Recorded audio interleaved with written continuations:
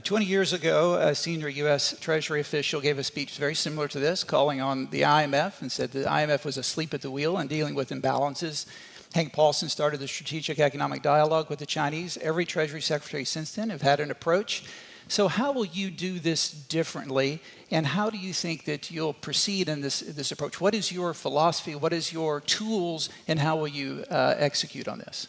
Well, look, I think that our moves toward reordering the financial or trading system is a start. I think that today, as I reaffirm our engagement, but set up a list of core principles and back to basics for the institutions. And again, being from the private sector, we want to see results.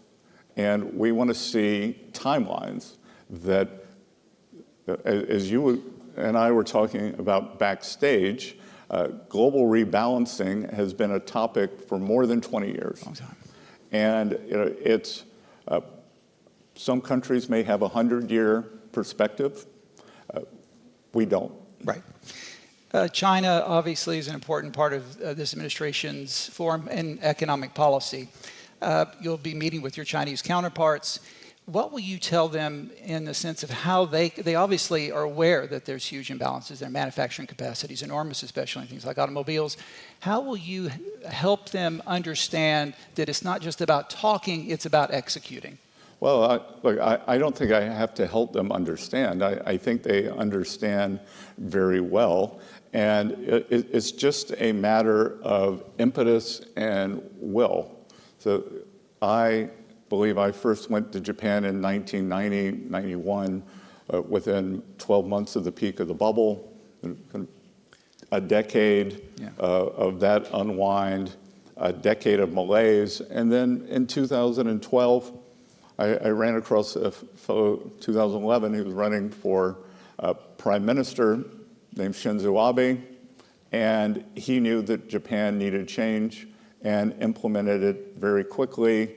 10 years later, more than 10 years later, Japan has had a remarkable economic run, and I think that our Chinese counterparts that will come to this realization.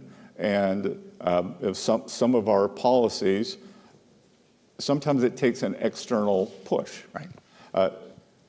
Alternatively, what I have said previously, there is an opportunity for a big deal here, that the U.S. is looking to rebalance to more manufacturing. The identity of that would be less consumption. If China is serious on less dependence on export-led manufacturing growth and a rebalancing toward a domestic economy. I think they use the term dual circulation. Right. Well, right now it's really singular circulation. And if they want to rebalance, let's do it together. This is an incredible opportunity. And I think if Bridgewater founder Ray Dalio were to write something, he could call it a beautiful rebalancing.